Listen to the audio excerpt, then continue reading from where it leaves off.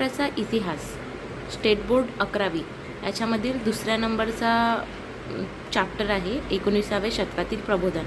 याच्यामध्ये पूर्ण समाजसुधारक दिलेले आहे. ते समाजसुधारक आपण आज इथे घेणार आहोत. महाराष्ट्रातील समाजसुधारक जगन्नाथ शंकर शेट यांचा कार्यकाळ होता 1803 ते 1865. मुंबई ही महाराष्ट्राची ऐतिहासिक, सांस्कृतिक आणि आर्थिक राजधानी आहे. त्या मुंबईचे शिल्पकार म्हणून जगन्नाथ उर्फ नाना शंकर शेट यांना ओळखले जाते. जगन्नाथ शंकर शेट यांचा जो जन्म आहे 10 फेब्रुवारी 1803 रोजी झाला आहे. ठाणे जिल्ह्यात मुरबाड येथील मुरकुटे या कुटुंब व्यवसायासाठी मुंबईत आले होते. व्यवसायासाठी ते मुंबईला आले होते. तसे ते ठाणे जिल्ह्यातील होते. मूळचे कोणत्या जिल्ह्यातील होते? ठाणे. शंकर शेठ ठाणे. त्याच्यानंतर त्यांचा जन्म कधी झाला? 10 फेब्रुवारी 1803. 1803मध्ये झाला आणि 1865मध्ये त्यांचा मृत्यू झालेला आहे 10 फेब्रुवारीला. त्याच्यानंतर जनकल्याणाच्या विविध योजना, समाज सुधारणा, श्रीमंत असं वगैरे ठाणे, मुरबाड, मुरकुटे इथे लक्षात ठेवायचं.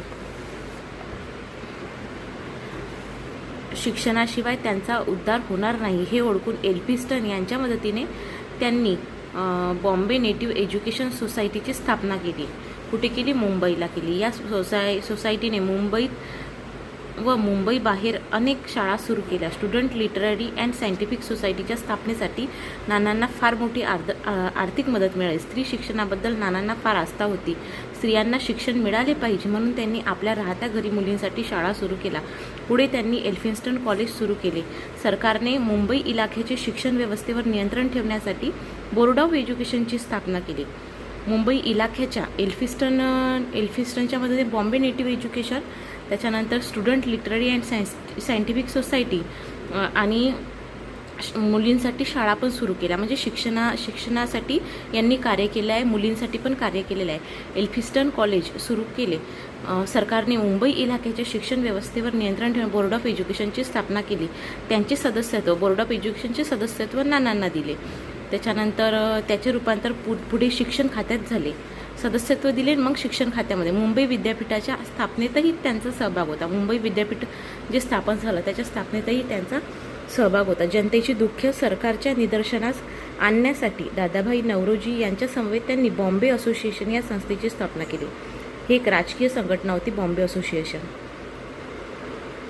त्याच्यानंतर नानांनी आपल्या अधिकाराचा आणि संपत्तीचा समाजासाठी सढळ हाताने वापर केला. नानांना मुंबईच्या कायदे मंडळाचे सदस्यत्व होते. त्यांनी गोरगरीब व अनेक संस्थांना आर्थिक मदत केली. ते दानशूर होते. सार्वजनिक क्षेत्रात कार्य करणाऱ्या लोकांना त्यांनी प्रोत्साहन दिले. त्यामुळेच त्यांना मुंबईचे शिल्पकार असे म्हणतात. आचार्य अत्रे त्यांच्याविषयी म्हणतात, नाना हे खऱ्या अर्थाने मुंबईचे अनाभिषिक्त सम्राट होते. 31 जुलै 1865 रोजी त्यांचा मृत्यू झाला. नाना उर्फ जगन्नाथ शंकर शेट यांचा मृत्यू 1865चा आहे. 1803चा त्यांचा जन्म आहे. त्याच्यानंतर त्यांनी काय कार्य केलं? त्यांनी शिक्षणासाठी कार्य केले, लोकांच्या शिक्षणासाठी. आणि त्याच्यानंतर त्यांनी बॉम्बे नेटिव्ह एज्युकेशन सोसायटी एल्फिन्स्टनच्या मदतीने स्थापन केली आहे. आणि student literary and scientific society त्यांनी स्थापन नाही केली, पण त्याच्यासाठी आर्थिक मदत केली आहे. आणि बोर्ड ऑफ एज्युकेशनचे ते सदस्य होते. त्याच्यानंतर ते शिक्षण खात्यामध्ये रूपांतर झाले. मुंबई विद्यापीठाच्या स्थापनेत त्यांचा सहभाग होता. मुलींसाठी शाळा काढल्या. दादाभाई नौरोजी यांच्यासह बॉम्बे असोसिएशन काढली. 1852ची बॉम्बे असोसिएशन आहे. असं त्यांना म्हणून मुंबईचे शिल्पकार, अनाभिषिक्त असं वगैरे म्हटलं जाते. झालं नाना जगन्नाथ शंकर शेट. हे आहे जगन्नाथ शंकर शेट. त्याच्यानंतर आचार्य बाळशास्त्री जांभेकर 1852 ते 1846 हा यांचा कार्यकाळ आहे. 1812 ते 1846. नवीन उंचावलेल्या ज्ञानाच्या कक्षेमुळे समाजाची द्विधा मनस्थिती झाली होती. तो चाचपडत होता. अशा परिवर्तनाच्या काळात व्यापक दृष्टीने समाज जागृती आणि मार्ग दाखवण्याचे महत्त्वाचे कार्य जांभेकर यांनी केले. आचार्य बाळशास्त्री जांभेकरांचा जन्म रत्नागिरीमध्ये झाला आहे. जांभ रत्नागिरी राजापूर तालुक्यातील पोंभुर्ले येथे 6 जानेवारी 1852. हे बघा, हे खूप महत्त्वाचं आहे. 6 जानेवारी 1852ला यांचा जन्म झालेला आहे जांभेकरांचा. आणि कुठे झाला आहे? रत्नागिरीमध्ये. रत्नागिरी, राजापूर, पोंभुर्ले. जांभेकर म्हटलं की रत्नागिरी. शंकर शेठ म्हटलं की ठाणे. जांभेकर, जांभूळ रत्नागिरीला मिळतात असं लक्षात ठेवायचं. जांभेकर म्हटलं की आपले रत्नागिरी. सध्या हे ठिकाण सिंधुदुर्ग जिल्ह्यातील देवगड रत्नागिरीचं आणि रत्नागिरीचे 2 भाग झाले ना, सिंधुदुर्ग आणि रत्नागिरी, तर हे ठिकाण आता सिंधुदुर्गमध्ये गेलेलं आहे. म्हणते त्यांच्या कुशाग्र बुद्धिमत्तेची देणगी मिळाली होती. संस्कृत, इंग्रजी, गुजराती, बंगाली, फारसी आदी भाषा त्यांनी आत्मसात केल्या होत्या. इतर विषयातही त्यांनी प्रावीण्य मिळवले होते. शिक्षण पूर्ण झाल्यानंतर ते बॉम्बे नेटिव्ह एज्युकेशन सोसायटी जी कोणी स्थापन केली होती? जगन्नाथ शंकर शेट यांनी स्थापन केली होती बॉम्बे नेटिव्ह एज्युकेशन सोसायटी. हे त्याच्यामध्ये काय होते? डेप्युटी सेक्रेटरी म्हणून या पदावर रुजू झाले. सरकारच्या वतीने अक्कलकोटच्या युवराजाचे शिक्षण झाले आणि अक्कलकोटच्या युवराजाचे हे शिक्षक होते. बॉम्बे नेटिव्ह एज्युकेशन सोसायटीमध्ये डेप्युटी सेक्रेटरी होते आणि अक्कलकोटचे जे हे होते, कोण युवराज होते, त्यांचे ते शिक्षक होते. एल्फिन्स्टन कॉलेजमध्ये असिस्टंट प्रोफेसर होते. त्यांच्या विद्वत्तेचा तो यथोचित सन्मान होता. पुढे त्यांनी शिक्षणाच्या अध्यापन वर्गाचे संचालक म्हणून काम केले. मुंबई इलाख्यातील प्राथमिक शाळा तपासणीचे निरीक्षक होते. म्हणजे प्राथमिक शाळा तपासणीचे निरीक्षक होते ते मुंबई इलाख्यातील. वेगवेगळ्या पदावर कार्य करत असताना इतिहास संशोधन, शिलालेख वाचन, ताम्रपटाचा शोध यामध्ये भूगोल, व्याकरण, शब्द, नीतिशास्त्र इत्यादी पुस्तके लिहिली त्यांनी. शून्यलब्धी खूप महत्त्वाचं पुस्तक आहे. खूप वेळा विचारते. हिंदुस्थानचा इतिहास, हिंदुस्थानचा प्राचीन इतिहास, सारसंग्रह, इंग्लंडचा इतिहास इत्यादी ग्रंथ लिहिले. ज्ञानेश्वरची पाठबंधने केले. शून्यलब्धी जांभेकर, बाळशास्त्री, आचार्य बाळशास्त्री बाळ म्हटलं की त्यांनी शून्यापासून सुरुवात होते बाळाची, म्हणून शून्यलब्धी हे पुस्तक कोणाचं आहे? बाळशास्त्री जांभेकरांचं आहे. शून्यलब्धी. अक्कलकोटच्या युवराजांचे शिक्षण हे बाळशास्त्री जांभेकरांचा इथं फोटो दिलेला आहे. वृत्तपत्र हे समाज जागृतीचे अत्यंत महत्त्वाचे साधन आहे. यांचा मागोवा घेऊन 1832 त्यांनी काय केलं? दर्पण मराठी भाषेतील पहिले वृत्तपत्र सुरू केले. 1840 दिग्दर्शन हे मासिकही सुरू केले. आद्य सुधारक, मराठी वृत्तपत्राचे जनक, आद्य इतिहास संशोधक, सुधारणावाद्यांचे प्रवर्तक, शिक्षण तज्ज्ञ, श्रेष्ठ पत्रकार, एक व्यवहारवादी सुधारक म्हणून जांभेकर त्यांना महाराष्ट्रातील अग्रणी सुधारक मानले जाते. बनेश्वर येथे यांचा मृत्यू झाला आहे 1846. आणि हे महत्त्वाचं आहे की त्यांनी दर्पण हे पहिलं मराठी भाषेतील पहिले वृत्तपत्र सुरू केले 1832 दर्पण 1832 ती 1812चा त्यांचा जन्म आहे आणि 1832 त्यांनी दर्पण सुरू केले आणि 1840 दिग्दर्शन हे 2 सुरू केले. म्हणून आपण त्यांचा कधी जन्म झाला आहे त्यांचा? 6 जानेवारीला झाला आहे. दादोबा पांडुरंग तर्खडकर 1814 आणि 1882. 1814 ते 1882 दादोबा पांडुरंग तर्खडकर मराठी भाषेचे गाढे विद्वान, मराठी भाषेचे व्याकरणकार म्हणून यांना ओळखले जाते. जावरा संस्थानचे नवाबाचे शिक्षक होते. हे अक्कलकोटच्या युवराजचे होते. बाळशास्त्री कोण? जांभेकर, अक्कलकोट. आणि हे कोण होते? दादोबा पांडुरंग तर्खडकर, ते जावरा. दादोबा पांडुरंग जन्म 9 मे 1814 मुंबईत झाला. दादोबा पांडुरंग मुंबईचे आहे आणि हे ठाण्याचे होते. कोण? जगन्नाथ शंकर शेट, पण त्यांनी मुंबईचंच कार्य केलेलं आहे. 9 मे 1814 त्यांनी मराठी व्याकरणाचे पाणिनी असे म्हणतात. ते धार्मिक वृत्तीचे होते. शिक्षण पूर्ण करून जावरा संस्थानच्या नवाबाचे शिक्षक म्हणून त्यांनी काम केले. जावरा संस्थानच्या, लक्षात ठेवायचं, जावरा तर्खडकर, दादोबा पांडुरंग तर्खडकर, दादोबा जावरा.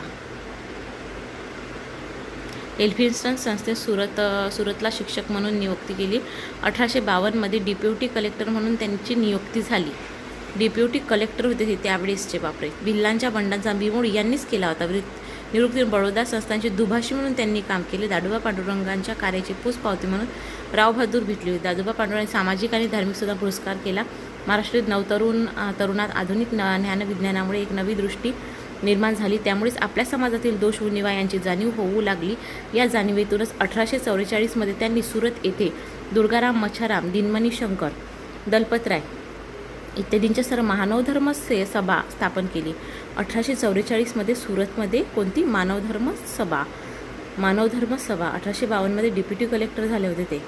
आणि 1844 लक्षात ठेवा, मानवधर्म सभा. 1844 मानवधर्म सभा कोण कोण होते? सुरतमध्ये. मानवधर्म सभा कुठे स्थापन केली आहे? सुरतमध्ये केली आहे.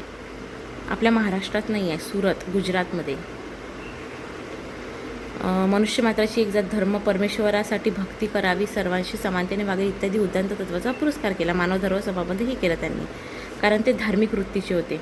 परंतु कार्यकर्त्यांच्या अभावामुळे ती संस्था फार काळ टिकून, त्यानंतर ते मानवधर्म सभा पहिले सुरतमध्ये केली आहे त्यांनी मानवधर्म 1844. मग तिथून किती वर्षांनी झालं? 5 वर्षांना 1849 रोजी कुठे? परमहंस सभा स्थापन केली मुंबईला. भिकोबा चव्हाण, राम बाळकृष्ण जयकर हे 2 मित्र आणि अजूनही मित्र होते, यांच्या सहकार्याने परमहंस सभा केली. कोणत्या कोणत्या सभा स्थापन केल्या? मानवधर्म सभा आणि परमहंस सभा. त्यातूनच पुढे प्रार्थना समाजाच्या स्थापनेला गती मिळाली. आधुनिक ज्ञान आणि विज्ञानाशिवाय समाजाची प्रगती होणार नाही हे समाजाला पटवून देण्याचे त्यांचे प्रयत्न अत्यंत मोलाचे मानले जाते. हे झालं यांचं 1882 रोजी यांचा मृत्यू आहे. कोण? दादोबा पांडुरंग तळखर. आता भाऊ महाजन यांचं पूर्ण नाव महत्त्वाचं आहे. 1815 ते 1890चा यांचा कार्यकाळ आहे. समाज सुधारणेसाठी सळोतळ व समतोलपणा जोपासणारे भाऊ महाजन हे सुधारकांच्या मालिकेतील. त्यांचे नाव भाऊ महाजन कुठे होते? त्यांचा जन्म कुलबा तालुक्यातील जिल्ह्यातील पेन येथे झाला.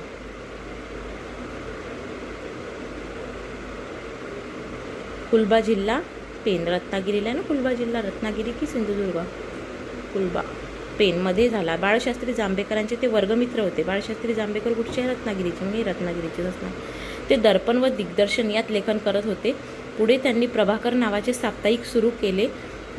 त्यांनी धूमकेतू, ज्ञानदर्शन मधून सामाजिक विषयांवर लेखन केले. मराठी वृत्तपत्र क्षेत्रात त्यांचे नाव प्रभाकर या मालिकेमुळे अखंड चालू राहिले. इसवी सन 1890 त्यांचा मृत्यू झाला. 1890 त्यांचा प्रभाकर या मालिकेमुळे अखंड, प्रभाकर म्हणत होतं यांना. धूमकेतू, ज्ञानदर्शन समाजून आणि प्रभाकर नावाचे साप्ताहिक सुरू केले होते त्यांनी. दर्पण दिग्दर्शनमध्ये लेखन केले आहे प्रभाकर नावाचे साप्ताहिक. बाळशास्त्री जांभेकरांचं जे दर्पण आणि दिग्दर्शन हे दोन्ही वृत्तपत्र जे होते त्या दोन्ही याच्यात त्यांनी काम केलं आहे. त्याच्यानंतर प्रभाकर यांनी सुरू केलं आहे भाऊ महाजन. यांचं पूर्ण नाव काय? भाऊ महाजन कुठे? कुलबा. कुलबा पेन, लक्षात ठेवायचं. लोकहितवादी. महाराष्ट्रातील धर्म 1823 ते 1892. लोकहितवादी. धर्म प्रबोधनाच्या क्षेत्रात अग्रणी म्हणून लोकहितवादीचे गोपाळ हरी देशमुख होते. लोकहितवादीचे नाव काय होते? गोपाळ हरी देशमुख. देशमुख होतं ना, लोकांचं हित पाहणारे देशमुख लोक. त्यांचा जन्म 18 फेब्रुवारी, हे फक्त मी लक्षात ठेवायसाठी म्हणत आहे, असं याचा कोणाशी काही संबंध नाही आहे. 18 फेब्रुवारी 1823 रोजी पुणे येथे झाला. हे तारीख खूप महत्त्वाची आहे की लोकहितवादीचा जन्म 18 फेब्रुवारी 1823 पुणे येथे झाला.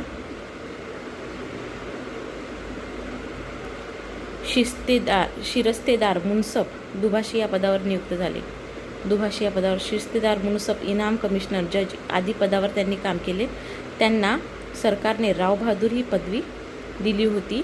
लोकहितवादी अनेक पदे आणि पदव्या शासनाकडून व लोकांकडून मिळवून सन्मानित झाले. भाऊ महाजन यांच्या प्रभाकरमध्ये त्यांनी हिंदू समाजाला उद्देशून जे लेखन केले त्यात शतपत्रे असे म्हणतात. प्रभाकरमध्ये लोकहितवादी यांनी लेखन केले त्याला शतपत्रे असे म्हणतात. त्यातूनच त्यांचा पुरोगामी दृष्टिकोन, समाजहिताविषयी कळकळ दिसून येते. लक्ष्मी ज्ञान, गीता तत्व, जातीभेद, भारतखंड पर्व, भिक्षुक, लंकेचा इतिहास, ऐतिहासिक गोष्टी, पानिपतची लढाई, कलियुग इत्यादी ग्रंथांचे लेखन केले. हे ग्रंथ खूप महत्त्वाचे आहे बरं त्यांचा. जातीभेद, लक्ष्मी देशमुखच्या घरी लक्ष्मी, देशमुखच्या घरच्या जी बाई असते तिला लक्ष्मी म्हणतात. तर लक्ष्मीज्ञान हे कोणाचं आहे? लोकहितवादीचं. आणि लक्ष्मी हे लोकांचं पण हित करते, लोकांचं हित पाहते लक्ष्मी देवी आपल्याला पैसे देऊन, म्हणून हे. आणि गीता तत्व, जातीभेद, भारतखंड पर्व, भिक्षुक, लंकेचा इतिहास, ऐतिहासिक गोष्टी, पानिपतची लढाई, कलियुग आदी ग्रंथांचे लेखन केले आहे. लोकहितवादी द्रष्टे विचारवंत होते. समाजातील अनिष्ट रूढी, परंपरा, अंधश्रद्धा, बालविवाह, हुंडाप्रती त्यांनी हल्ला केला. स्त्रियांच्या समानतेचा विचार त्यांनी केला. स्त्रियांसाठी काम केलं आहे त्यांनी. लोकहितवादी धार्मिक सुधारणेविषयी विचार अत्यंत चिंतनीय आहेत.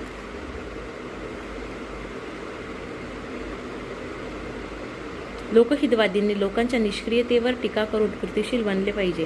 त्यांनी 19व्या शतकाच्या भारतीय समाज व्यवस्थेतील दोष आणि वैगुण्य यावर अचूक बोट ठेवले. लोकहितवादींचे सामाजिक व धार्मिक प्रश्नांवरील विचार पुरोगामी होते. त्यांनी समाज जीवनाच्या विविध क्षेत्रात सुधारणा करण्याचा आग्रह, म्हणूनच त्यांना सर्वांगीण सुधारणेचे आद्य प्रवर्तक मानतात.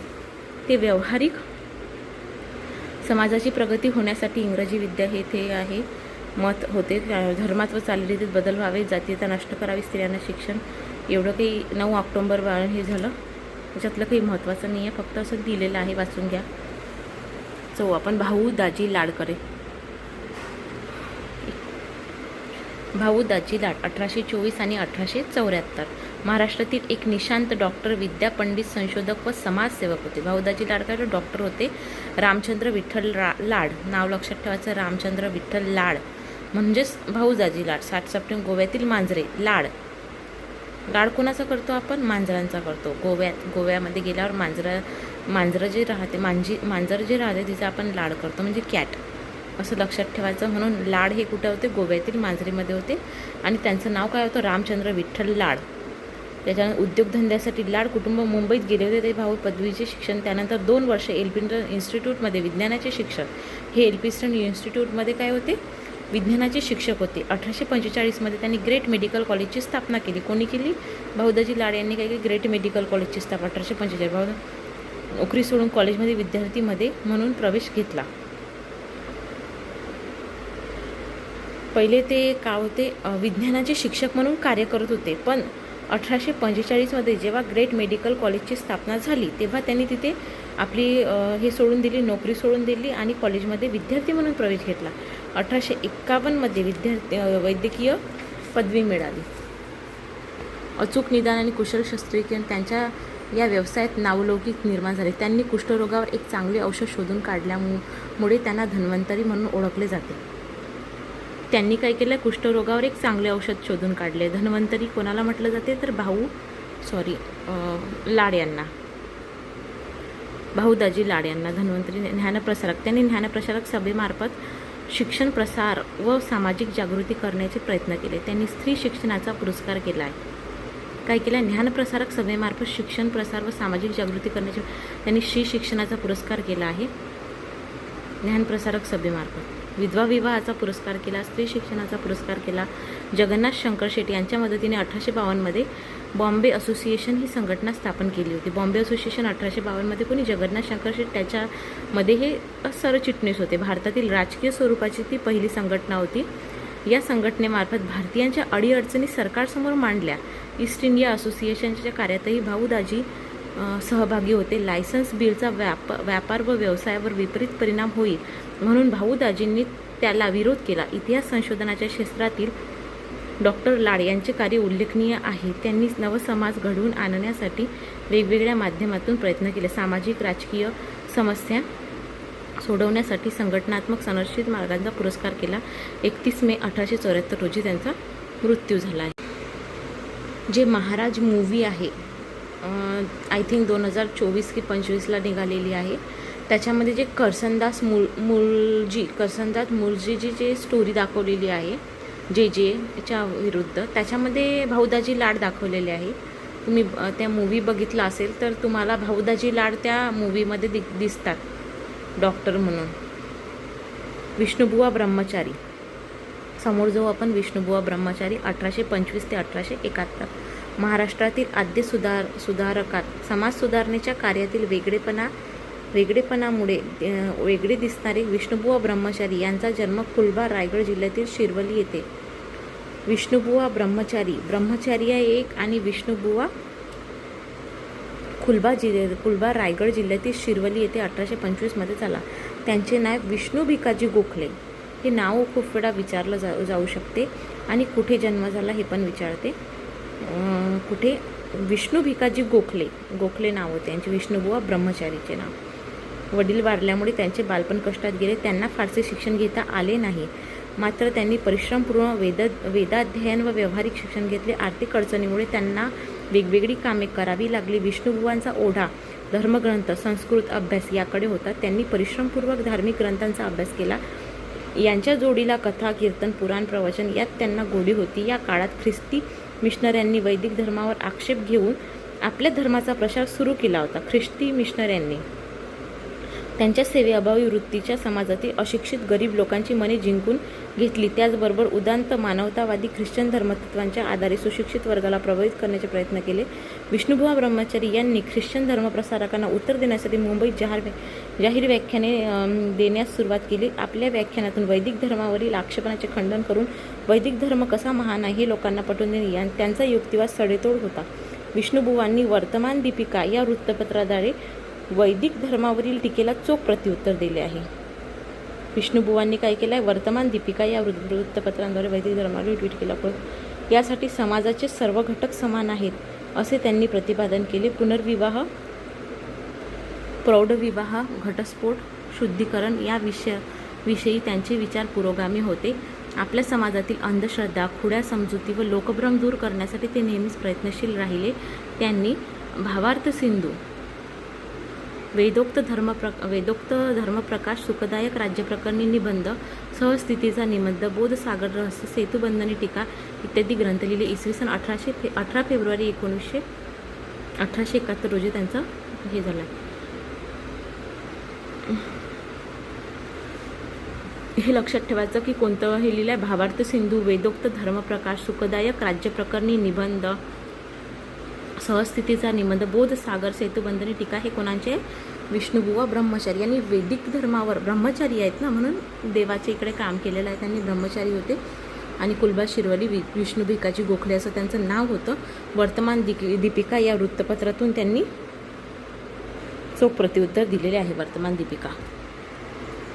महात्मा ज्योतिबा फुले खूप महत्त्वाचं व्यक्तिमत्व आहे. महात्मा ज्योतिबा फुले, सावित्रीबाई फुले यांच्यावर आता सिरियल पण सुरू आहे. बघा वाटत असेल तर बघा, पण तेवढी काही मला महत्त्वाची नाही वाटत बघावीची. महात्मा ज्योतिबा फुले 1827 ते 1890. आधुनिक महाराष्ट्रातील समाज सुधारणा चळवळीचे प्रणेते म्हणून ज्योतिबा फुले यांना ओळखले जाते. एक क्रांतिकारी व कर्ते सुधारक म्हणून ज्योतिबाचा लौकिक आहे. बहुजन समाजाला हक्काची जाणीव करून देणारे, प्रस्थापितांच्या अन्यायाविरुद्ध लढणारे महामानव म्हणजे महात्मा ज्योतिबा फुले. महात्मा ज्योतिबा फुले यांचा जन्म 11 एप्रिल 1827 रोजी पुणे येथे झाला आहे. 1827 ते 1890 हा त्यांचा कार्यकाळ आहे. 11 एप्रिल 1827 रोजी पुणे येथे झाला. ज्योतिबांचे आजोबा पुण्यात स्थायिक झाले. आपल्या उदरनिर्वाहासाठी त्यांनी फुलांचा व्यवसाय सुरू केला. त्यामुळेच ते फुले म्हणून ओळखले जाऊ लागले. महात्मा फुले यांच्या आईचे नाव चिमणाबाई होते. महात्मा फुले यांच्या शिक्षणाची गोडी होती. महाराष्ट्रात स्त्रियांच्या शिक्षणासाठी आणि उद्धारासाठी महात्मा फुले सावित्रीबाई मोलाचे कार्य केले. 1848 पुणे यांनी 1827चा जन्म आहे 11 एप्रिलचा. आणि 1848 मुलींसाठी पहिली शाळा सुरू केली पुणे येथे. शिक्षणाची मोडतम 1852 दलितांना शिक्षण देण्यासाठी पहिली शाळा सुरू. महात्मा फुले यांनी विधवा पुनर्विवाहास चालना दिली. त्यातूनच त्यांनी 1864 पुण्यात एक पुनर्विवाह घडवून आणला. विधवा स्त्रियांच्या मुलांना दत्तक घेऊन फुले यांनी समाज क्रांतीस प्रेरणा दिली. त्यांनी पुण्यात स्वतःच्या घरी बालहत्या प्रतिबंधगृहाची स्थापना केली. सावित्रीबाई फुले यांनी स्वतः राहणाऱ्या मुलांची देखभाल म्हणून अस्पृश्यता या मानवजातीला कलंक आहे असे ते मानत अस्पृश्यांना शिक्षण दिल्याशिवाय त्यांची प्रगती होणार नाही त्यांचा ठाम विश्वास होता. त्यांनी स्वतःच्या घरातील पिण्याच्या पाण्याचा हौद अस्पृश्यांसाठी खुला केला होता. हे लक्षात ठेवायचं. 1848 पहिली शाळा मुलींची, 1852 दलितांसाठी, 1864 पुनर्विवाह घडवून आणला. बालहत्या प्रतिबंधगृहाची पण स्थापना पुण्यामध्ये केली. हे सर्व त्यांचं लक्षात ठेवायचं. सामाजिक कार्य काय होते त्यांचं? तर अस्पृश्य व दलितांच्या प्रश्नाला, अस्पृश्य आणि दलित, महात्मा फुले यांनी मनस्वी चालना दिली. त्याचप्रमाणे स्त्रीजात ही युगानुयुगी पुरुष वर्गाच्या दास्यात सापडली आहे. त्यातूनच स्त्रियांची सोडवणूक करण्यासाठी महात्मा फुले यांनी सक्रिय योगदान, पुनर्विवाहाच्या चळवळीला पाठिंबा दिला. केशवपण, बालहत्या, बालविवाह व अस्पृश्यता निवारण या विषयावर समाजाचे प्रबोधन केले आहे. विधवांची विटंबना आणि जन्मलेल्या बालकांची हत्या रोखण्यासाठी 1863 बालहत्या प्रतिबंधक गृहाची स्थापना केली आहे. काशीबाई नावाच्या विधवेचा मुलगा स्वतः दत्तक घेतला. यशवंत नाव होतं त्याचं. काशीबाई नावाच्या विधवेचा मुलगा बालहत्या प्रतिबंधक गृह स्थापन केलं 1863 आणि 1863 काय केलं? बालहत्या प्रतिबंधक गृहाची स्थापना केली आहे. न्हाव्यांचा संप, विधवेच्या केशवपणाची चाल बंद व्हावी. केशवपण म्हणजे जे केस कापत होते विधवांचे, ते चाल बंद व्हावी म्हणून का केलं? न्हाव्यांचा संप घडवून. न्हाव्यांचा संप कोण घडवून आणला? तर ज्योतिबा फुले. धर्मभेदमूलक विद्वेष, जातीभेदमूलक उच्च नीच भाव, स्त्रीदासी, हिंदू धर्म संस्थातील मूर्तीपूजा आणि संस्कृत भाषेतील कर्मकाळ यांचे मूळ उच्चाटन करण्यासाठी महात्मा फुले यांनी 24 सप्टेंबर 1873 रोजी सत्यशोधक समाजाची स्थापना केली. 1863 त्यांनी काय केलं? बालहत्या प्रतिबंध गृहाची स्थापना केली आणि तिथून 10 वर्षांनी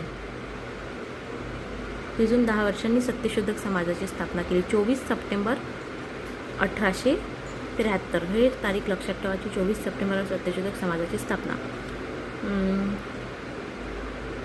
बहुजन समाजावर लादलेली मानसिक गुलामगिरी स्पष्ट करण्यासाठी ब्राह्मणांचे कसब, गुलामगिरी, सत्कार इत्यादी निबंध लिहिले. सामाजिक परिस्थितीची मुळे खोलवर रुजली असून हिंदू धर्माच्या शुद्धीकरणाशिवाय प्राप्त सामाजिक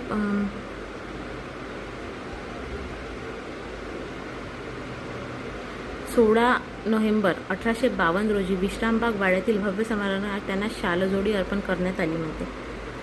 कोण केली? ब्रिटिशांनी. 16 नोव्हेंबर 1852 त्यांना विश्रामबाग वाड्यातील हे म्हणजे ब्रिटिशांनी त्यांचा सत्कार केला, पण आपले लोक त्यांना जवळ नव्हते करत.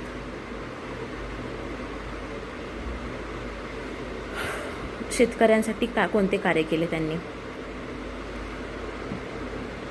शेतकऱ्यांचे दुःख दूर करण्यासाठी त्यांनी शेतकऱ्यांचा आसूड या आपल्या ग्रंथात त्यांनी शेतकऱ्यांची विदारक चित्र रेखाटून शिक्षणाअभावी व समाजाची स्थिती पुढील प्रमाणे शब्द विद्येविना मती गेली हे तर सर्वांना माहीतच आहे. शूद्र खचले एवढे अनाथ एका विद्याने केले. महात्मा फुले यांनी शेतकऱ्यांच्या विदारक अवस्थेचे वर्णन केले आहे.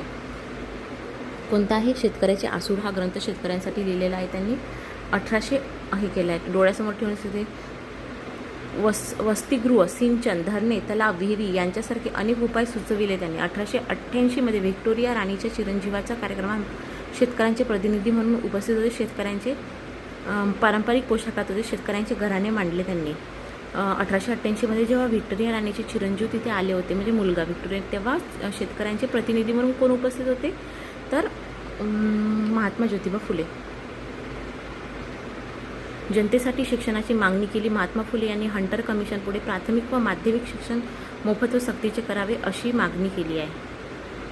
शिक्षणाची मागणी केली, शेतकऱ्यांसाठी काम केले आहे, सामाजिक कार्य केले आहे, मुलींसाठी कार्य केले आहे.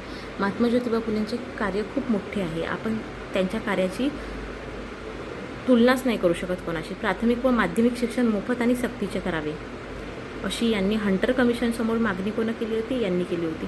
या त्यांच्या महान कार्य जनतेला महात्मा यांनी पदवी. त्यांचा मृत्यू 1890 रोजीचा मृत्यूनंतर त्यांचा सावित्रीबाई फुले त्यांच्या पत्नी.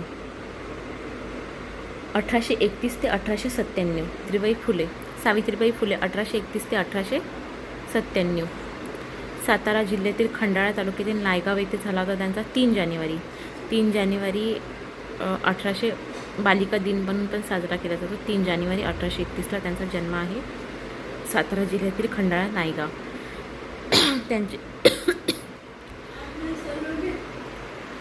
त्यांच्या घराण्याला प्रतिष्ठा होती. सावित्रीबाईंचा विवाह महात्मा ज्योतिबा फुले यांच्याशी झाला होता. सावित्रीबाईंनी पतीच्या कार्यात निष्ठेने साथ दिली. महात्मा फुले सुरू केलेल्या मुलींच्या शाळेत सावित्रीबाईंनी शिक्षिका म्हणून कार्य केले. महाराष्ट्रातील पहिल्या स्त्री शिक्षिका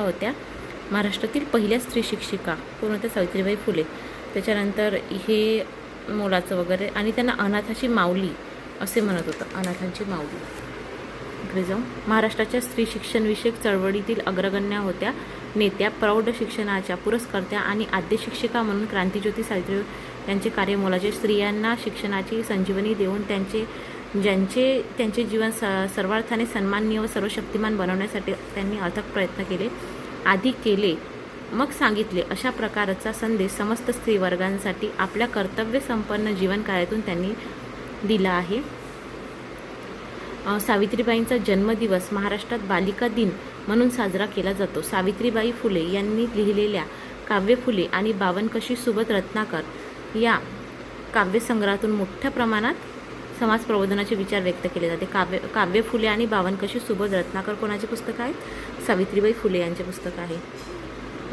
सत्यशोधक समाजाची धुरा त्यांनी समर्थपणे सांभाळली. अशा महान कर्तबगार स्त्रीचा मृत्यू कशामुळे झाला? प्लेगच्या साथीमुळे झाला. प्लेगच्या रोग्यांची ते सेवा करत होते तेव्हा त्यांचा मृत्यू झाला. 10 मार्च 1897 रोजी झाला त्यांचा मृत्यू. बाबा पद्मनजी 1831 ते 1906. मूळचा जन्म बेळगाव. 1831 बेळगावमध्ये बाबा पद्मनजी यांचा जन्म. त्यांचे आडनाव मुळे हे होते. सुरतेत स्थिरावले.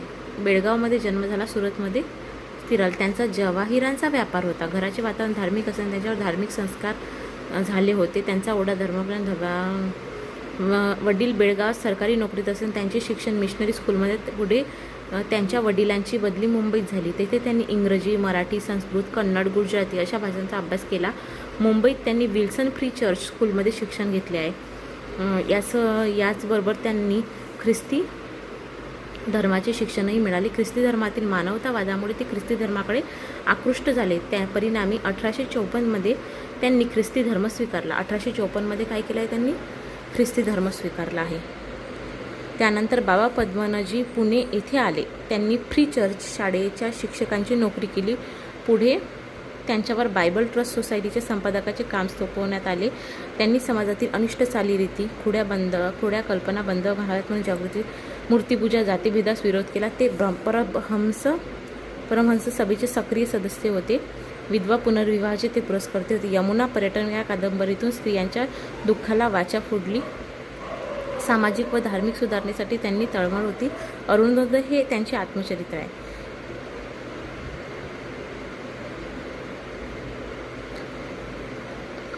आणि 1906 रोजी त्यांचा मृत्यू झाला. हे लक्षात ठेवायचं की यमुना पर्यटन कादंबरी स्त्रियांच्या दुःखाला वाचा. यमुना पर्यटन कोणाचं पुस्तक आहे? तर बाबा पद्मनजीचं आहे. त्याच्यानंतर अरुणोदय हे आत्मचरित्र पण बाबा पद्मनजीचं आहे. बेळगावमध्ये त्यांचा जन्म आहे. सुरतमध्ये ते राहत होते. विष्णुशास्त्री पंडित कोण होते?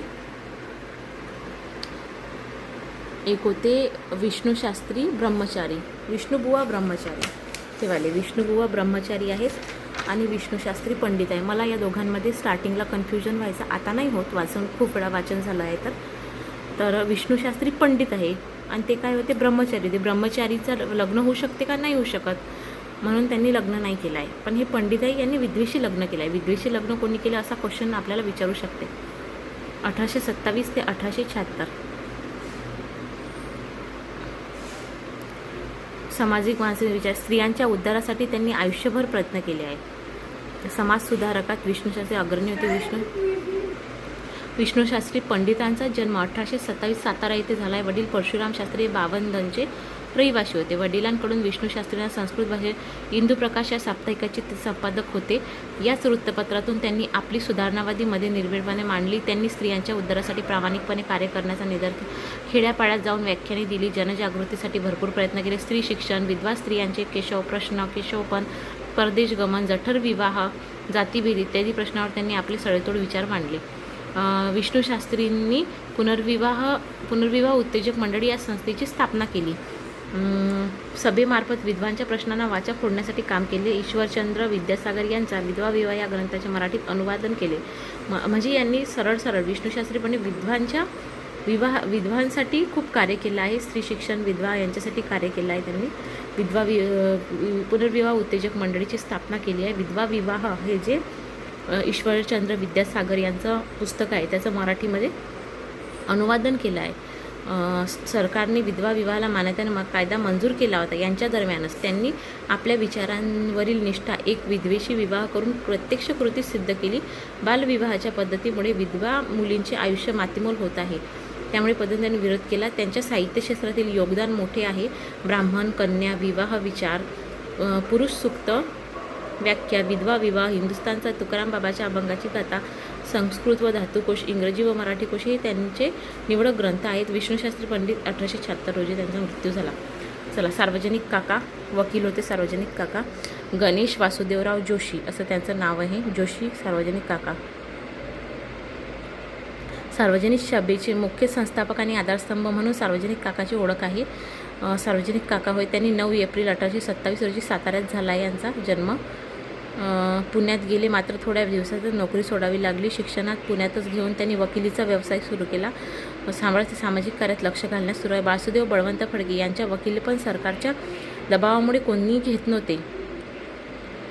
सार्वजनिक काकांनी ते घेतले. वासुदेव बळवंत फडके. भारतात राष्ट्रीय सभेच्या स्थापनेपूर्वी पुणे येथे सनदशीर मार्गाने कार्य करणारी सार्वजनिक सभा औंधच्या श्रीमंत श्रीनिवास पंत प्रतिनिधी यांच्या अध्यक्षतेखाली 1870 रोजी स्थापन केली. 1870 रोजी सार्वजनिक सभा कुठे? पुण्यामध्ये. श्रीनिवास पंत यांचे प्रतिनिधी अध्यक्षतेखाली 1870. त्यात मुख्य सहभाग सार्वजनिक काकाचा होता. न्यायमूर्ती रानडे व सार्वजनिक काका यांनी सार्वजनिक सभेला सामाजिक व राजकीय स्वरूप दिले. सनदशीर राजकारण करत जनतेत जागृती व संघटित करण्याचे कार्य त्यांनी केले. या सभेमार्फत जनतेच्या अडीअडचणी समजावून घेऊन सरकारपर्यंत पोहोचवण्याचे कार्य सार्वजनिक काकांनी हाती घेतले. या सभेमार्फत वेगवेगळ्या जिल्ह्यातील शेतकऱ्यांच्या आर्थिक स्थिती पाहणी करण्यात आली. शेतकऱ्यांच्या आर्थिक स्थितीवर प्रकाश टाकण्यासाठी त्यांचा फार फायदा झाला. 1876-77 मधील दुष्काळाचा महाराष्ट्रातील जनतेस जबरदस्त फटका बसला. सरकारने सार्वजनिक सभेमार्फत दुष्काळग्रस्त लोकांना भरीव मदत केली. 1876 आणि 77 मध्ये दुष्काळ पडला होता. 76-77 मध्ये दुष्काळ पडला होता. तेव्हा सार्वजनिक सभेमार्फत लोकांना भरपूर मदत केली आहे सरकारने. त्यांनी ब्रिटिश साम्राज्ञीकडे भारतीय सामाजिक व राजकीय दर्जा द्यावा, स्वावलंबी बनवणारे शिक्षण द्यावे, राजकीय हक्क द्यावेत अशी मागणी केली. देशाच्या उन्नतीसाठी लघु उद्योगांचा आग्रह त्यांनी धरला. तर स्वदेशीचा पुरस्कार कोणा केला? सार्वजनिक. स्वदेशीचा प्रचार आणि प्रसार बरेच प्रयत्न केले. ठिकठिकाणी स्वदेशी मालाची दुकाने, वृत्तपत्र स्वातंत्र्य हे ते पुरस्कर्ते होते. हिंदू धर्मातील जातीभेदाला त्यांनी विरोध केला. रेल्वे उतरूंचे प्रश्न, स्थानिकांचे प्रश्न, राज्यातील दंगे याबाबत त्यांनी सरकार राजकीय संस्था असली तरी सामाजिक सुधारणेतील त्यांचा सहभाग महत्त्वाचा आहे. सार्वजनिक काकाचा मृत्यू झाला 1880 रोजी. सार्वजनिक सभेची स्थापना केली 1870 रोजी आणि सार्वजनिक मृत्यू झाला 10 वर्षातच. 13वा आहे डॉक्टर रा. गो. भंडारकर. प्रार्थना समाजाच्या स्थापनेत रा. गो. भंडारकर असल्यामुळे संपूर्ण महाराष्ट्राला ते परिचित आहे. भंडारकर कुठे? प्रार्थना समाज. रामकृष्ण गोपाळ भंडारकर. सिंधुदुर्ग जिल्ह्यातील मालवण. भंडारा सिंधुदुर्ग. 37 रोजी झाला. त्यांचे नाव पंक्ती, आडनाव काय होते? पक्ती. भंडारकर. सिंधुदुर्गमध्ये भंडारा हे सापडते. पूर्ण इकडे कोकणामध्ये खनिजं नाही सापडत, पण सिंधुदुर्ग एकदम खाली आहे आणि तिथे आपल्याला खनिजं सापडते. भंडारा, खनिजांचा भंडारा सापडते. म्हणून भंडारकर कुठे? सिंधुदुर्गमध्ये होते. आणि त्यांचं सरनेम काय होतं? पत्की. मुंबई विद्यापीठातून त्यांनी MSc जर्मन विद्यापीठाची PhD मिळवली होती. ते समाज भाषा प्रजा संशोधक वगैरे होते.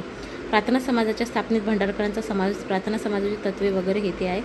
हिंदू धर्मातील मूर्तीपूजा, बालविवाह प्रतिबंध, विधवा पुनर्विवाह संमती, वयाचा कायदा यांच्या सामाजिक सुधारणेत आग्रह धरला. स्त्री शिक्षण, अस्पृश्यता निवारण, मद्यपान बंदी, देवदासी प्रथा बंदी, सामाजिक सुधारणेचा पुरस्कार केला. त्यांनी आपली मते निर्भीडपणे लोकांसमोर मांडून जगजागृती केली. त्यांनी विधवा विवाह पुरस्कार केला. त्यांनी स्वतःच्या विधवा मुलीचा पुनर्विवाह घडवून आणून विचाराला कृतीची जोड दिली. कोण होते ते? भंडारकर. भंडारकर यांनी स्वतःच्या विधवा मुलीचा पुनर्विवाह केला. ते मुंबई प्रांतांच्या लेजिस्लेटिव्ह कौन्सिलचे सदस्य, केंद्रीय लेजिस्लेटिव्ह कौन्सिलचे सदस्य. त्यांना अनेक मानसन्मान मिळाले होते. डॉक्टर भंडारकरांनी इतिहास व प्राचीन संस्कृती यात संशोधन करून विपुल लेखन केले. Early history of Deccan, Vaishnavism, Shaivism and minor religion, history of India विपुल ग्रंथसंपदा होती. कोणतं? Early history of Deccan, Vaishnavism, Shaivism and other minor religious history of India हे त्यांची पुस्तकं आहेत. 1825 रोजी मृत्यू झाला. बेहरामजी मलबारी. बेहरामजी मलबारी 1853 बालविवाह विरोधी चळवळीचे प्रवर्तक, विधवा पुनर्विवाह पद्धतीचे समर्थक, समाजातील दुर्बल घटकांचे कैवारी म्हणून बेहरामजी मलबारी यांना महाराष्ट्राच्या इतिहासात महत्त्वाचे स्थान आहे. गुजरातमधील बडोदा येथे बेहरामजी मलबारी यांचा जन्म 1853 पारशी कुटुंबात झाला. बेहरामजी मलबारी काय होते? पारशी होते. बडोदा येथे, गुजरातमधील बडोदा येथे यांचा जन्म आहे. गुजरातमधील बडोदा, बेहरामजी मलबारी, पारशी. बालविवाह विरोधी चळवळीचे प्रवर्तक आहेत ते आणि विधवांसाठी काम केलं आहे बेहरामजी मलबारी.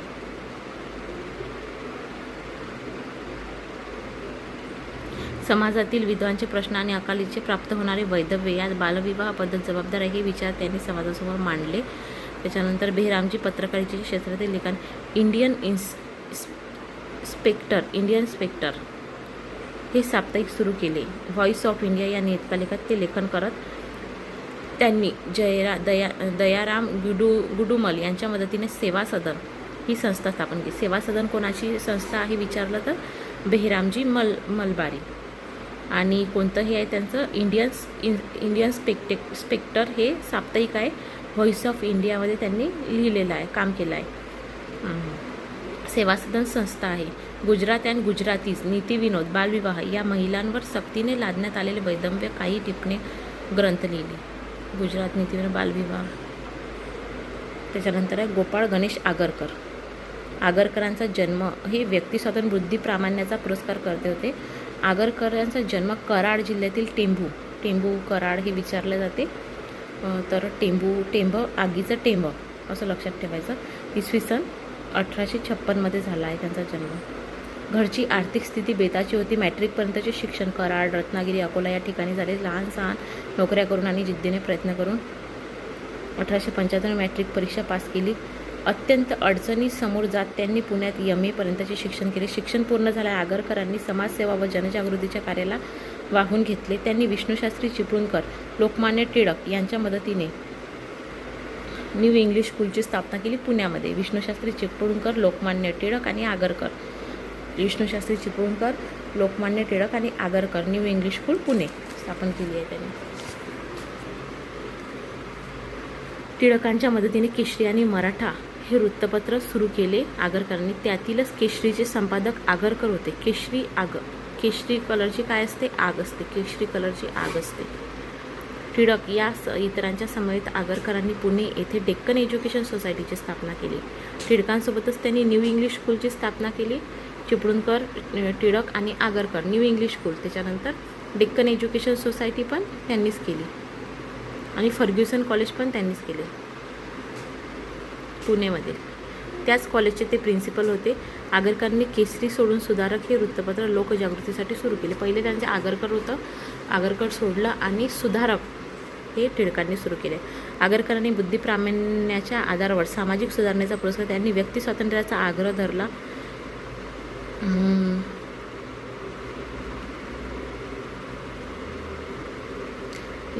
केसरीतील निवडक निबंध, सुधारकातील वेचक लेख, वाक्यमीमांसा, वाक्य पृथक्करण इत्यादी ग्रंथांचे लेखन केले. समाज परिवर्तनाच्या चळवळीत अवहेलना सहन करण्याची तयारी असणारे आगर हे श्रेष्ठ समाजसुधारक होते. समाज प्रबोधन, समाज परिवर्तन केले आहे आगरकरांनी. सामाजिक सुधारणाचा पुरस्कार केला आहे हे लक्षात ठेवजा की आगरकरांनी काय केलं? सामाजिक सुधारणेचा पुरस्कार केला.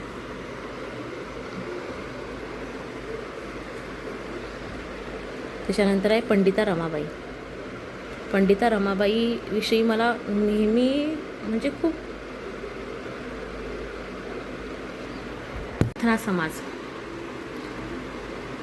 प्रार्थना समाजाचे ब्राह्मो समाजाचे एक प्रभावी नेते केशवचंद्र सेन हे मुंबईत आले. त्यांनी मुंबईत धर्मसुधारणा व समाज सुधारणेच्या संदर्भात व्याख्याने देऊन लोकांना मार्गदर्शन केले. या व्याख्यानातून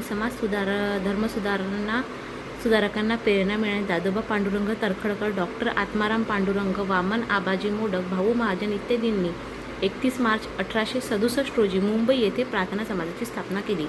महत्त्वाचा आहे प्रार्थना समाज. एक पहिले ब्राह्मण समाजाचे मुंबईमध्ये आले, त्यांच्यामधून त्यांनी व्याख्यान दिले, त्याच्यामधून लोकांना प्रेरणा मिळाली. कोण? केशवचंद्र सेन हे मुंबईला आले ब्राह्मण समाजाचे म्हणजेच ब्राह्मो समाजाच्या धर्तीवर प्रार्थना समाजाची स्थापना झाली आहे, हे लक्षात ठेवायचं. ते मुंबईमध्ये आले, केशवचंद्र सेन त्यांनी व्याख्यान दिलं. त्याच्यावरून मग दादोबा पांडुरंग तळखडकर, आत्माराम पांडुरंग तळखडकर, वामन आबाजी मोडक महाजन मुंबईमध्ये प्रार्थना समाजाची स्थापना केली. कधी केली? 1867मध्ये. 31 मार्च 1867 हे लक्षात ठेवायची डेट. याच्यामध्ये कोण कोण सहभागी होते? मोडक, चंदावरकर, रानडे, भंडारकर इत्यादी विचारवंत. प्रार्थना समाजातील सुबोध पत्रिका सुरू होती. सुबोध पत्रिका हे प्रार्थना समाजाचे वृत्तपत्र सुरू होते. तत्त्वज्ञानाचा प्रचार केला. मुंबईत गिरगाव विभागात या समाजाने स्वतःची इमारत बांधली होती. हे परमेश्वर एक आहे, प्रार्थना समाजाची तत्त्वे आहे. परमेश्वर एक आहे, सत्य, सदाचार, भक्ती हे परमेश्वराच्या उपासनेचे परमेश्वराच्या प्रार्थनेमुळे भौतिक फलप्राप्ती होत नाही. मात्र प्रार्थना आध्यात्मिक उन्नती, मूर्तीपूजा परमेश्वराला मान्य नाही. परमेश्वर अवतार घेत नाही. तसेच परमेश्वराने कोणतेही धर्मग्रंथ लिहिलेले नाही. असं सर्व प्रार्थना समाजाचं आहे. प्रार्थना समाजाचे कार्य. प्रार्थना समाजाने हिंदू धर्मातील दोष दूर करण्यासाठी धर्मसुधारणा करण्याचे कार्य हाती घेतले. त्यात अस्पृश्यता निवारण, विधवा पुनर्विवाह, स्त्री शिक्षण, बालविवाहास विरोध, विधवांचे केशवबंद इत्यादी बाबतीत भरीव कार्य केले. प्रार्थना समाजाच्या माध्यमातून नाम जोशी यांनी मजुराची स्थिती सुधारण्याचे प्रयत्न केले. सोशल सर्व्हिस लीग ही संस्था स्थापन केली. जोशींनी कोणती? प्रार्थना समाजाच्या मदतीतूनच सोशल सर्व्हिस लीग ही संस्था स्थापन. नामदार गोखले यांनी देशसेवेसाठी निर्भय कार्यकर्ते निर्माण होण्यासाठी सर्वंट्स ऑफ इंडियन भारत सेवक समाजची स्थापना केली. गोखले यांनी कोणतं केले? भारत सेवक समाज. जोशी यांनी केली सोशल सर्व्हिस लीग. प्रार्थना समाजाच्या माध्यमातून स्थापन झालेल्या ह्या संस्था आहे. डिप्रेस क्लास मिशन, आर्य महिला समाज, एवढ्या सगळ्या संस्था स्थापन झालेल्या आहे प्रार्थना समाजाच्या याच्यातून. कोणत्या कोणत्या आहे? सोशल सर्व्हिस लीग कोणं केली आहे? जोशी. त्याच्यानंतर servants of Indian society Gokhale आणि डिप्रेस क्लास मिशन शिंदे, हे 3 आहे. अस्पृश्यांच्या उन्नती, डिप्रेस क्लास मिशन. पंढरपूर येथे अनाथ बालकाश्रम सुरू केले. मजुरांसाठी मुंबईत रात्रशाळा सुरू केल्या. प्रार्थना समाजानंच केला आहे. आर्य महिला समाज ही स्त्रियांसाठी कार्य करणारी संस्था स्थापन केली. आर्य महिला समाज.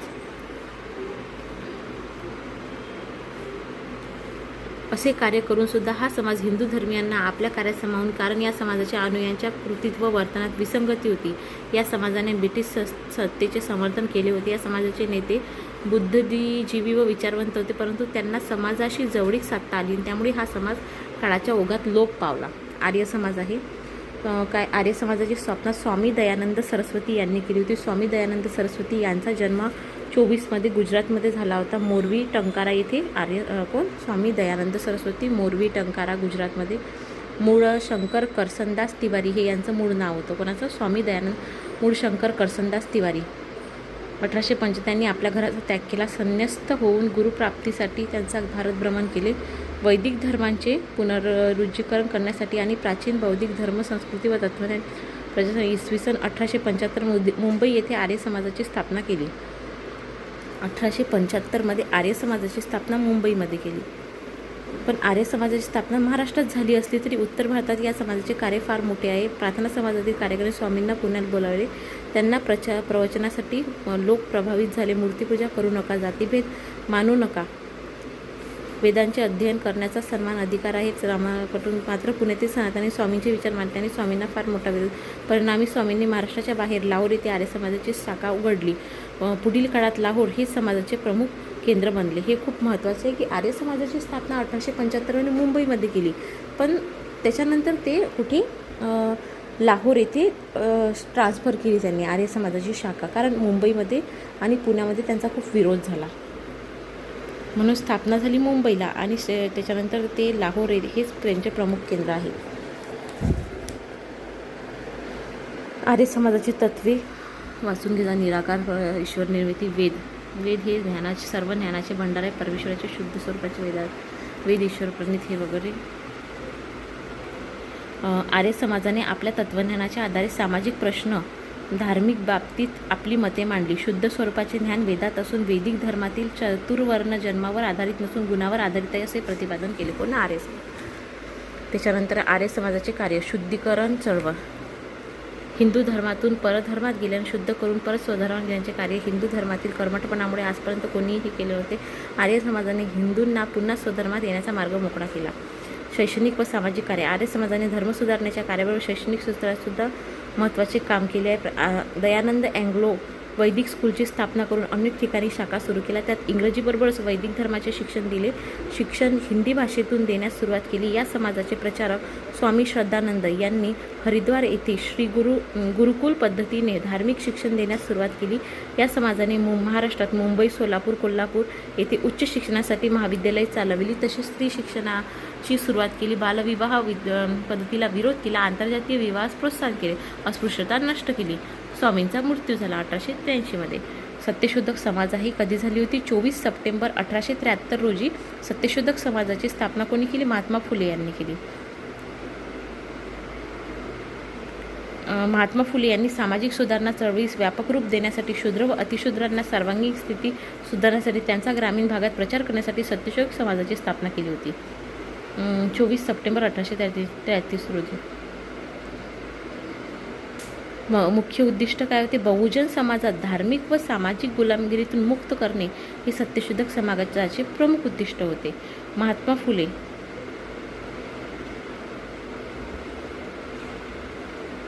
शेतकऱ्यांची आसूड आणि महात्मा फुले यांच्या ग्रंथात सत्यशोधक समाजाच्या उद्दिष्टांची चर्चा केलेली आहे. कोणते आहे? सत्यशोधक महात्मा फुले यांच्या ग्रंथात सत्यशोधक समाजाच्या उद्दिष्टांची शेतकऱ्यांची आसूड. महात्मा फुले सत्यशोधक समाजाची तत्वे आहे. मानवाला जातीभेद नाही तर गुणांमुळे श्रेष्ठत्व प्राप्त आहे. धर्मकांड हे वगैरे सत्यशोधक तत्व वाचून घ्यायचा. खर्च वाचू थोडंसं. वरिष्ठ वर्गाच्या वर्चस्वाविरुद्ध संघटित लढा दिला. ग्रामीण भागात कीर्तन वगैरे. 1911 नंतर राजश्री शाहू महाराजांनी सत्यशोधक समाजाचे पुनरुज्जीवरण केले. त्यांच्याच प्रेरणेने व प्रोत्साहाने महाराष्ट्रात पुढे सत्यशोधक समाजाचा मोठा प्रचार झाला. 1911 नंतर सत्यशोधक समाजासाठी प्रचारासाठी कृष्णराव भालेराव यांनी दीनबंधू हे साप्ताहिक चालवले. सत्यशोधक समाजाचे साप्ताहिक कोणाचं आहे? दीनबंधू हे साप्ताहिक चालवले सत्यशोधक समाज. डॉक्टर आंबेडकरांनी दलित उद्धाराची प्रेरणा महात्मा फुलेंच्या कार्यातूनच घेतली. डॉक्टर बाबासाहेब आंबेडकरांनी यांच्याकडूनच प्रेरणा घेतली यामध्ये. सामाजिक परिषद. न्यायमूर्ती रानडे. 1870 स्थापना आहे सामाजिक परिषदेतील. भारतातील समाजातील सामाजिक प्रश्नांची चर्चा करून धर्मसुधारणेला अनुकूल वातावरण निर्माण व्हावे यासाठी प्रयत्न करणारी 19व्या शतकातील सामाजिक परिषद ही एक संघटना होय. न्यायमूर्ती रानडे यांनी या संघटनेच्या स्थापनेसाठी फार परिश्रम घेतले. सामाजिक परिषद कोणा स्थापन केली आहे? न्यायमूर्ती रानडे 1870